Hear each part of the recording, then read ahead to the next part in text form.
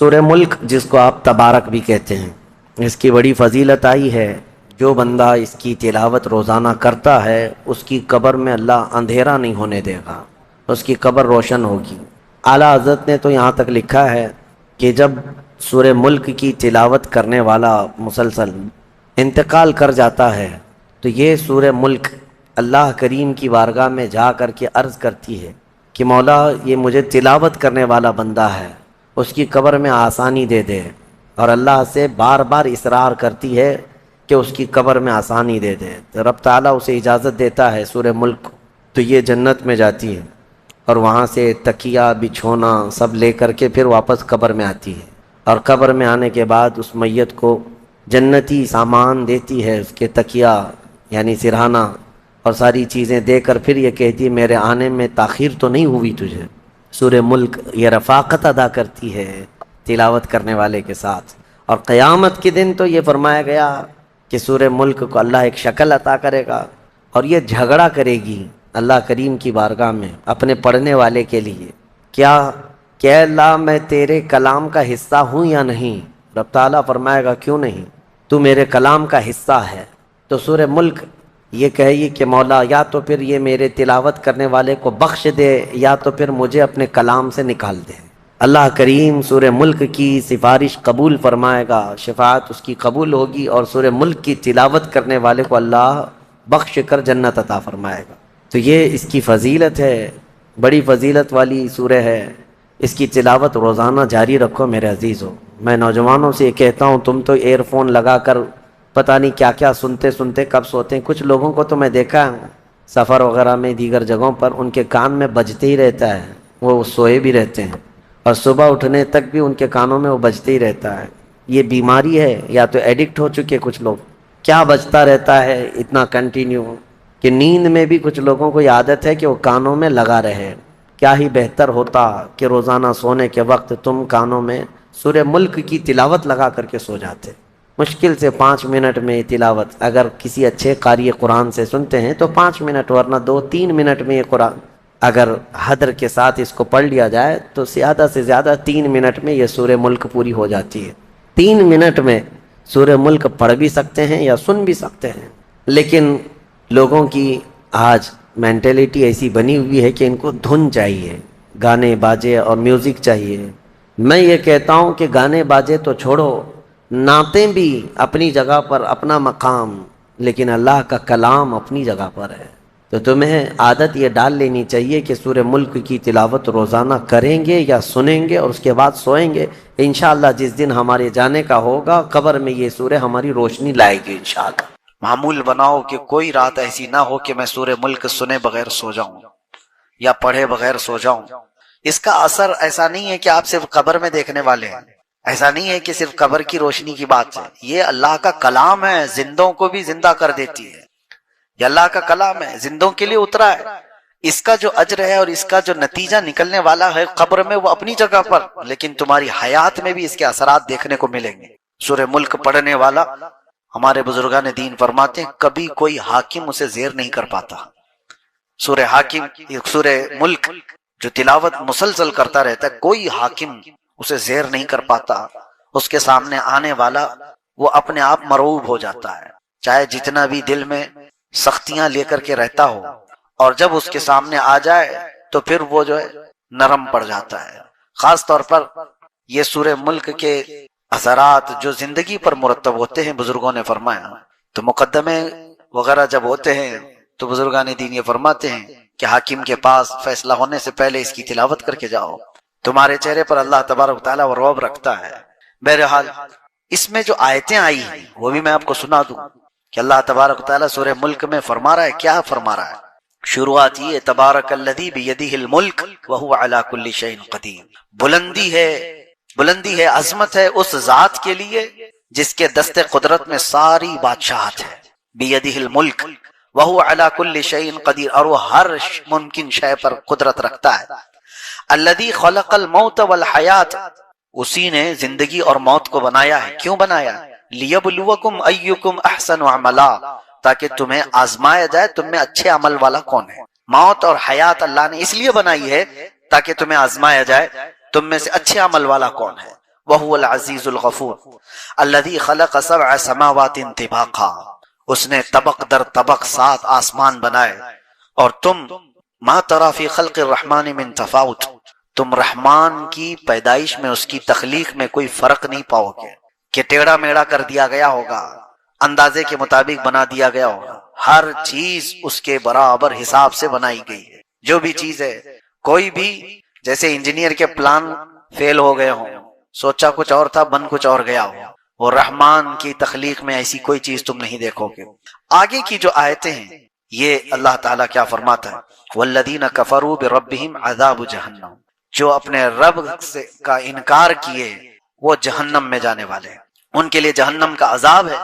کلما القی فیہا فوج سألہم خزنتها الم یأتکم نذیر، اب توجہ کیجیے، جب جہنم میں جھونکا جائے گا کسی کو تو دربان پوچھے گا ان سے، جب کسی کو دوزخ میں ڈالا جا رہا ہے، سألہم خزنتها، دربان جو دوزخ کا دربان ہے وہ پوچھے گا الم یأتکم نذیر، کیا تمہارے پاس ڈرانے والا کوئی آیا نہیں تھا، اللہ کا خوف دلانے والا کوئی آیا ہی نہیں تھا، تم جہنم میں کیسے آ گئے؟ قالوا بلا، وہ جہنم میں جانے والے کہیں گے ہاں کیوں نہیں، آیا تو تھا، قد جاءنا نذیر، ہمارے پاس ڈر سنانے والا آیا تھا، فکذبنا، لیکن ہم نے جھٹلایا تھا، ہم جھٹلائے ہوئے تھے، اللہ کا ڈر سنانے والا آیا تھا، بولتا تو تھا کہ جہنم ہے، آخرت ہے، لیکن ہم جھٹلائے ہوئے لوگ تھے۔ اور پھر اللہ تبارک و تعالیٰ یہ فرماتا ہے وَقَالُوا لَوْ كُنَّا نَسْمَعُ أَوْ نَعْقِلُ مَا كُنَّا فِي أَصْحَابِ السَّعِيرِ، اللہ اکبر۔ یہ آیتیں دیکھیں، جہنم میں جانے والے کہتے ہیں اے کاش اگر ہم سن لیے ہوتے اس کی بات، ڈر سنانے والے کی بات سن لیے ہوتے، لَوْ كُنَّا نَسْمَعُ أَوْ نَعْقِلُ، اور سمجھ گئے ہوتے ہم، مَا كُنَّا فِي أَصْحَابِ السَّعِيرِ، ہم دوزخ میں جانے والے نہیں ہوتے، ہم آج جہنمی نہیں ہوتے۔ فَاعْتَرَفُوا بِذَنبِهِمْ، وہ سب اپنے گناہوں کا اقرار کریں گے وہاں پر۔ جتنے بھی دوزخ میں جانے والے ہیں وہ یہ نہیں کہیں گے پتہ نہیں مجھے کیوں ڈالا گیا ہے، ارے چک کر کے آ گیا ہوں میں ادھر، نہیں، جو جہنم میں جائے گا وہ بولے گا ہاں میری غلطی تھی، اعتراف کر کے جائے گا، اور وہ نہیں کرے گا تو اس کے اعضاء بولیں گے اليوم نختم على افواههم وتكلمنا ايديهم وتشهد ارجلهم بما كانوا يكسبون۔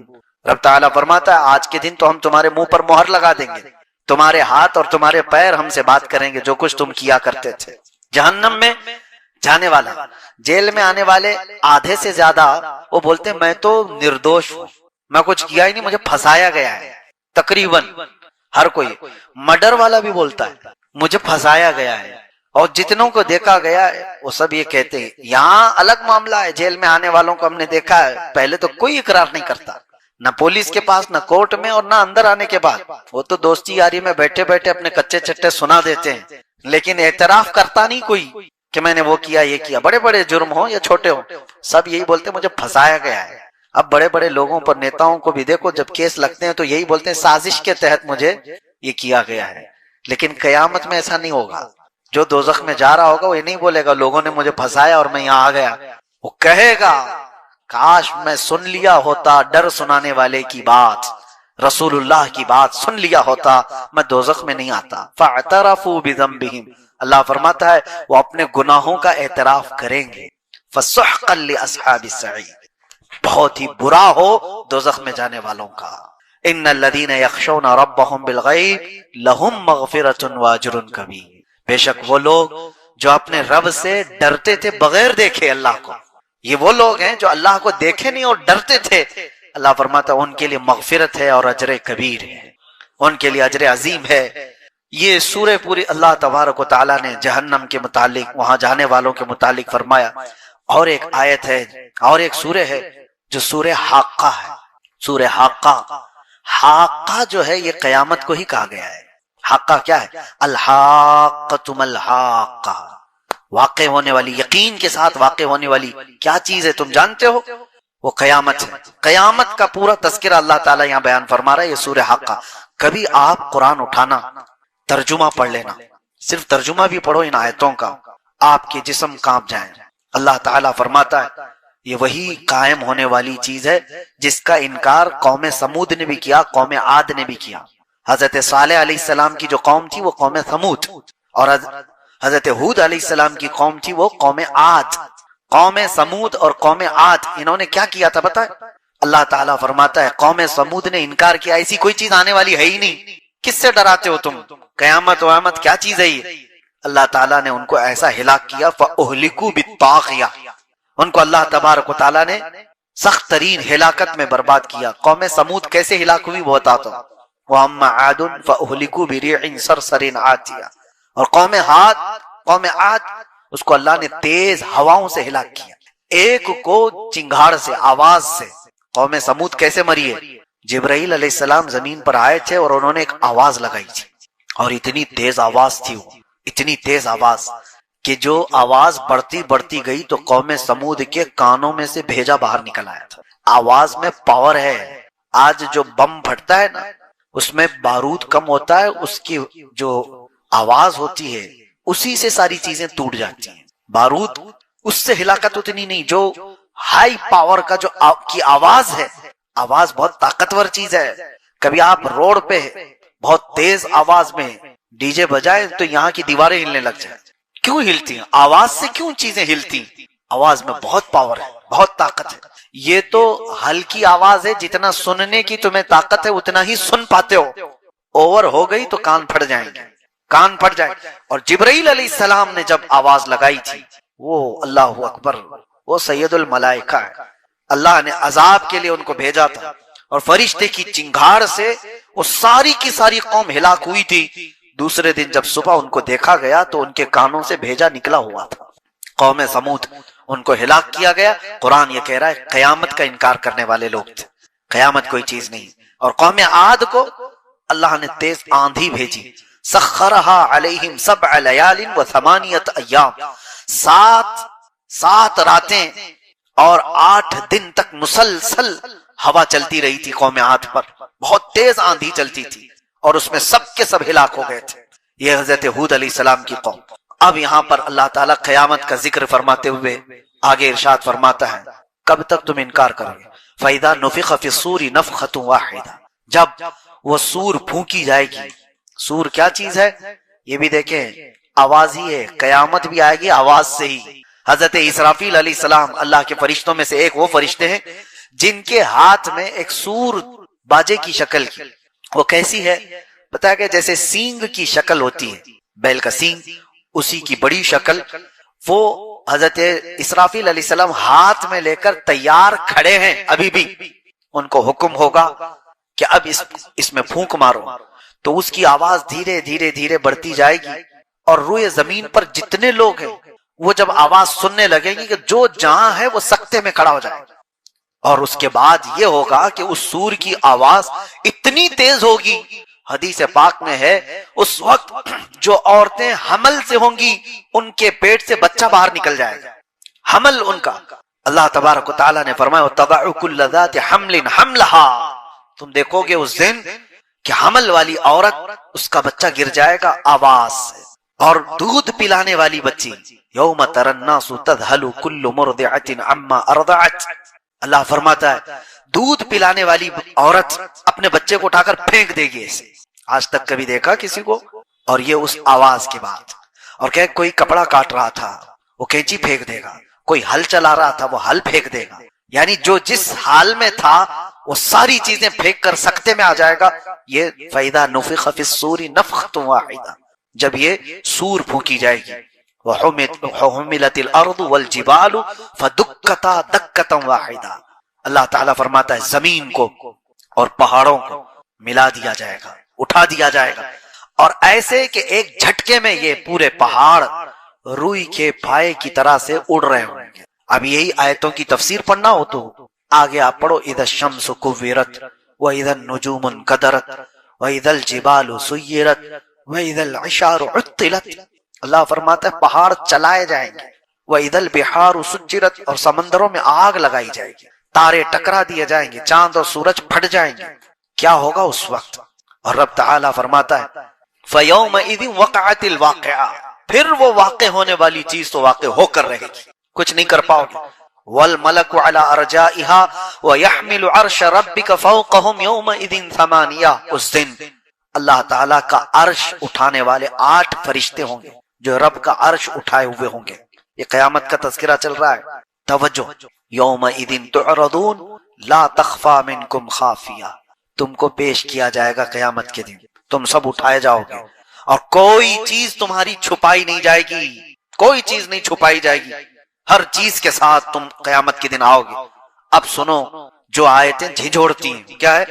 فَأَمَّا مَنْ أُوتِيَ كِتَابَهُ بِيَمِينِهِ، اللہ فرماتا ہے جو جس کے ہاتھ میں اس کا نامہ اعمال سیدھے ہاتھ میں دے دیا گیا، فَأَمَّا مَنْ أُوتِيَ كِتَابَهُ بِيَمِينِهِ، سیدھے ہاتھ میں جس کا نامہ اعمال پکڑا دیا گیا، فَيَقُولُ هَاؤُمُ اقْرَءُوا كِتَابِيَهْ، وہ تو خوشی میں سب کو پکار کر کہے گا آؤ آؤ میرا عمل نامہ پڑھ لو، خوشی میں کہے گا، اے کاش ان لوگوں میں ہمارا شمار ہو۔ رب تعالیٰ فرماتا ہے وہ کہے گا ہاں اقرؤوا کتابیہ، پڑھو تم لوگ بھی پڑھو، میرا نامہ اعمال مجھے رب نے آج سیدھے ہاتھ میں دیا ہے۔ وہ کہے گا انی ظننت انی ملاق حسابیہ، مجھے یقین تھا کہ میں اپنے رب کے پاس حساب دوں گا، حساب کا دن آئے گا، مجھے یقین تھا۔ فہو فی عیشۃ راضیہ، وہ اپنی من پسند زندگی میں جا رہا ہوگا، فی جنت عالیہ، بلند جنتوں میں جا رہا ہوگا، قطوفها دانیہ کلوا واشربوا ہنیئا بما اسلفتم فی الایام الخالیہ۔ یہ جنت کے تذکرے یہاں پر رب تعالیٰ فرماتا ہے جس کی ٹہنیاں، جس کے باغیچے اس طرح خوشگوار، جاؤ عیش کرو جو تم آخرت پر یقین رکھتے تھے۔ اب آگے آیت آتی وَأَمَّا مَنْ أُوتِيَ كِتَابَهُ بِشِمَالِهِ، اور جس کے ہاتھ میں، بائیں ہاتھ میں وہ حساب دیا جائے گا، وہیں سے سب سمجھ میں آ جائے گا، جیسے ہی اعمال نامہ پکڑایا جائے گا وہیں سمجھ میں آ جاتا ہے کس کے ساتھ کیا ہونے والا ہے۔ یہ قرآن کی آیت پڑھ رہا ہوں میں، وَأَمَّا مَنْ أُوتِيَ كِتَابَهُ بِشِمَالِهِ، جس کے بائیں ہاتھ میں اس کا نام اعمال پکڑایا جائے گا، کیا کہے گا جانتے ہو؟ فَيَقُولُ يَا لَيْتَنِي لَمْ أُوتَ كِتَابِيَهْ، اے کاش مجھے حساب نہیں دیا گیا ہوتا، میرا اعمال نامہ مجھے نہیں پکڑایا گیا ہوتا تو کتنا اچھا ہوتا۔ دوسری جگہ وہ کہتا ہے وَلَمْ أَدْرِ مَا حِسَابِيَهْ، مجھے پتہ ہی نہیں تھا حساب کیا ہوتا ہے، مجھے معلوم ہی نہیں تھا، اور دیکھ کر کے پوچھتا ہے وہ فرشتوں سے یہ کیا ہے؟ اعمال نامے کا مطلب کیا سمجھتے ہو تم؟ پرنٹ آؤٹ نکال کر کے لائیں گے A4 سائز کے 5 پیپر ہیں؟ اعمال نامے کے متعلق کہا گیا ہے فرشتے اٹھا اٹھا کر کے کتابیں لا رہے ہوں گے، جہاں تک اس کی نظر جاری ہوگی اسی کی کتابیں ہوں گی۔ وہ پوچھے گا یہ کیا ہے؟ کہا جائے گا تیری پوری زندگی کا لکھا ہوا ہے، جہاں تک نظر جا رہی ہے، ایسا نہیں کہ یہ پورا بھر جائے گا، فرمائے گا جہاں تک تمہاری نظر جا رہی ہے تمہارے اعمال سے بھری ہوئی کتابیں فرشتے اٹھا کر لا رہے ہوں گے۔ وہ پوچھے گا اتنا سب میرا ہے؟ کہاں تیرا ہے؟ سنانا ہوگا، 400 سال لگ جائیں، 500 سال لگ جائیں، سنانا ہے تجھے آج۔ پھر وہی بندہ یہ کہتا ہے، اس کا جملہ رب تبارک و تعالیٰ نے قرآن میں کیا فرمایا؟ ما لہذا الکتاب لا یغادر صغیرۃ ولا کبیرۃ الا احصاها، اے لا یہ کیسی کتاب تو نے دی مجھے، چھوٹی چیز بھی اس میں چھوڑی نہیں گئی، بڑی چیز بھی چھوڑی نہیں گئی، سب لکھ دیا گیا ہے، سب لکھ دیا گیا ہے۔ یہ بائیں ہاتھ میں جس کا آ گیا ہے اس کے معاملات ہیں یہ۔ اور آگے وہ کیا کہتا ہے؟ ما اغنا عنی مالیہ ہلک عنی سلطانیہ، کسی بھی چیز نے اس کو نفع نہیں دیا اس سے۔ دوسری سورے میں اللہ تعالیٰ نے یہ بھی فرمایا کہ اس دن یود المجرم لو یفتدی من عذاب یومئذ ببنی، ہوتا ہے نا تم کو پکڑا گیا، یہاں پر ضامن چلتی ہے نا، ضمانت میں آپ پراپرٹی لکھوا دو اور اس کے بعد بیل لے کر کے آ جاؤ، یا کسی آدمی کو کھڑا کرو، یہ ضامن ہے میرا، جب تک کیس چلے گا یہ میرا ضامن ہے، وہ اپنی پراپرٹی کے پیپر لا کر کے جمع کرے گا کورٹ میں، یہ دستور ہے۔ اور مجرم قیامت کے دن کیا سوچے گا وہ اللہ فرمانا یود المجرم لو یفتدی من عذاب یومئذ ببنی، اس دن مجرم یہ تمنا کرے گا کہ میرے بیٹے کو میں رکھ کر کے عذاب سے چھٹکارا تو لے لوں، بدلے میں مولا میرا بیٹا رکھ لے، وصاحبتہ واخیہ، یا میرے بھائی کے بدلے میں یا دوست کے بدلے میں مجھے عذاب سے چھٹکارا دے دیا جائے۔ اللہ تعالیٰ فرماتا ہے وَمَن فِي الْأَرْضِ جَمِيعًا، جو کچھ بھی زمین میں تھا وہ سب دے کر کے وہ سوچتا ہے عذاب سے مجھے چھٹکارا مل جائے، کوئی بھی تو چیز رکھ لو، میرا گھر تھا دنیا میں، بڑی جائیدادیں تھی، اولاد تھی، بھائی تھے، رشتے تھے، کچھ تو رکھ کر کے مجھے چھٹی دی جائے۔ اللہ فرماتا ہے کلا، ہرگز نہیں، ہرگز نہیں، کوئی چیز فدیہ کے طور پر لے کر نہیں چھوڑی جائے گی۔ فَالْيَوْمَ لَا يُؤْخَذُ مِنْكُمْ فِدْيَةٌ، یہ وہ دن ہے جہاں کوئی فدیہ لے کر کے چھوڑنے والا سسٹم ہی نہیں ہے، فدیہ لے کر کے پیسہ دے کر کے چھوڑنے والا سسٹم ہی نہیں ہے، تمہارا حساب تم سے ہوگا۔ لا تزر وازرۃ وزر اخرى، ایک جان دوسرے جان کے گناہوں کو نہیں اٹھائے گی، آج تمہارا حساب تم سے ہوگا۔ اب آگے رب تعالیٰ یہ فرماتا ہے اللہ اکبر، جیسے ہی یہ بائیں ہاتھ والا گڑ گڑا رہا ہوگا حساب کیا ہے مجھے پتا ہی نہیں تھا، یہ اعمال نامہ کیا ہے، یہ ابھی کہہ ہی رہا تھا، اللہ فرماتا ہے حکم ہو جائے گا خذوہ فغلوہ، پکڑو اس کو جلدی سے اور اس کو زنجیروں میں باندھو، ثم الجحیم صلوہ، پھر اس کو جہنم میں پھینک دو، کیسے؟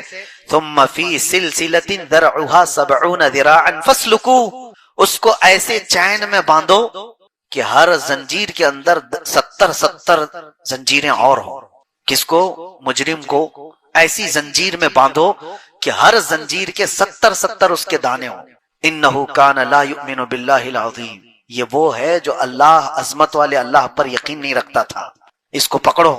فرشتوں کو حکم ہوگا، یہ آیتیں جب پڑھتے ہیں نا رونگٹے کھڑے ہوتی ہیں، خذوہ فغلوہ، پکڑو اس کو اور باندھو اس کو، اور ایک ترجمے میں یہ کہا گیا ہے کہ اس کو کھولتے ہوئے عذاب دو، غلو، اس کو پکاؤ، ثم الجحیم صلوہ، پھر اس کو دوزخ میں پھینک دو، کھینچ کر کے پھینکو۔ انہ کان لا یؤمن باللہ العظیم، یہ وہ ہے جو عظمت والے اللہ پر یقین نہیں رکھتا تھا، ولا یحض علی طعام المسکین، یہ کبھی مسکین کو کھانا کھلانے کی رغبت بھی نہیں رکھتا تھا۔ فلیس لہ اليوم ہاہنا حمیم، آج اس کے لیے یہاں پر مائے حمیم کے علاوہ کچھ نہیں ہے۔ اب سنو مائے حمیم کیا ہے؟ جہنم کا وہ پانی جو سارے مجرموں کا پیپ جو نکلا ہوگا اس کو کھولایا جائے گا، پکایا جائے گا، جو زخموں سے پیپ نکلتا ہے اس کو کھولایا جائے گا، اور یہ جہنمی کو پینے کے لیے دیا جائے گا۔ تو کہا گیا اتنا کھولتا ہوا ہوگا، اتنا گرم کہ وہ ابھی مٹکا اٹھایا ہوگا کہ اس کی گرمی سے اس کا نیچے کا ہونٹ جھلس کے زمین تک لٹک جائے گا، یہ مائے حمیم۔ اللہ فرماتا ہے فلیس لہ اليوم ہاہنا حمیم، آج کے دن اس کو حمیم کے علاوہ کچھ نہیں دیا جائے، حمیم دو اس کو۔ اور وہی پانی کو جب وہ نگلنے کی کوشش کرے گا، ایک تو ہونٹ لٹک کر کے گر گیا اس کے جھلس کر تپش سے، اور جیسے ہی وہ اندر ڈالتا ہے فرمایا گیا کہ پیٹ میں جاتے ہی اس کی انتڑیاں پیچھے کے مقام سے نکل جائیں گی، یہ حمیم جس کا ذکر اللہ فرما رہا ہے۔ ولا طعام الا من غسلین، اور غسلین کے علاوہ کھانے کی کوئی چیز اس کو نہیں دی جائے گی، اور یہ ایک تھوڑا کا پھل وہاں پر دیا جائے گا، زقوم اس کو کہا گیا ہے۔ ان شجرۃ الزقوم، شجرہ زقوم جو جہنم میں ہوگا اس دن اسے دیا جائے گا، اتنے کانٹے کا ہوگا کہ وہ کھا تو نہیں سکے گا، لیکن کھائے گا تو اس کے حلق سے پورے کانٹے باہر آ جائیں گے، اسی کو نگلنے کے لیے پانی مانگے گا تو مائے حمیم دیا جائے گا۔ لا یأکلہ الا الخاطئون، آخر میں اللہ فرما رہا ہے ایک بات ہے، یہ میں کسی کو نہیں کھلاؤں گا سوائے خطا کرنے والوں کے، صرف خاطئون کو میں کھلاؤں گا یہ چیز۔ وہ ارحم الراحمین ہے، ہر ایک کے لیے نہیں، لیکن یہاں قرآن میں آج اس نے جگہ جگہ پر ہمیں جب تنبیہ کی، تو پھر بندہ اگر کفر کیا اور انکار کیا اور پیٹھ دکھا کر بھاگا ہے تو پھر اس سے پوچھا جائے گا الم یأتکم نذیر، میں نے سورہ ملک کی آیت آپ کے سامنے پڑھی کہ ان سے دربان پوچھے گا کیا تجھے ڈر سنانے والا نہیں آیا تھا تیرے پاس؟ قالوا بھلا، ہاں آیا تھا، فکذبنا، ہم ہی جھٹلائے ہوئے تھے، ہم نے اس کی بات نہیں مانی تھی، اسی لیے آج لے ان کی پناہ، آج مدد مانگ ان سے، کل نہ مانیں گے قیامت میں اگر مان گیا۔ قیامت کے دن تو بہت لوگ وہاں کی ہیبت دیکھ کر کے ماننے کو تیار ہوں گے، لیکن آج مان جاؤ۔ اپنے آپ کو جہنم کے عذابات کا ذکر کر کے جو بندہ ڈر گیا اس کے لیے بشارت سنا کر میں اپنی گفتگو ختم کرتا ہوں۔ ویسے صورتیں بہت ہیں آج جو ہم نے تلاوت کی، جیسے قیامت کا یہ ذکر پوری سورہ میں الحاقۃ الحاقہ، اسی طرح پوری سورہ قیامہ بھی ہے، لا اقسم بیوم القیامہ 29ویں پارے میں، ولا اقسم بالنفس اللوامہ ایحسب الانسان ان لن نجمع عظامہ، کیا انسان یہ گمان کر بیٹھا ہے کہ ہم اس کی ہڈیاں نہیں جوڑ پائیں گے؟ اللہ فرما رہا ہے یہ ان کفار و مشرکین کے لیے جو اپنے مردوں کو جلا کر راکھ کر کے پانی میں بہاتی کہ ان کو پھر کوئی زندہ نہ کر سکے، مر گیا استھیاں ختم کر دو تاکہ اس کے ساتھ کچھ نہ ہو سکے۔ اللہ فرماتا ہے ایحسب الانسان ان لن نجمع عظامہ، انسان یہ سوچا ہے کہ ہم اس کی ہڈیاں جوڑ نہیں پائیں گے؟ بلا قادرین علی ان نسوی بنانا، ہم اس کے پور پور کو جوڑنے پر قدرت رکھتے ہیں۔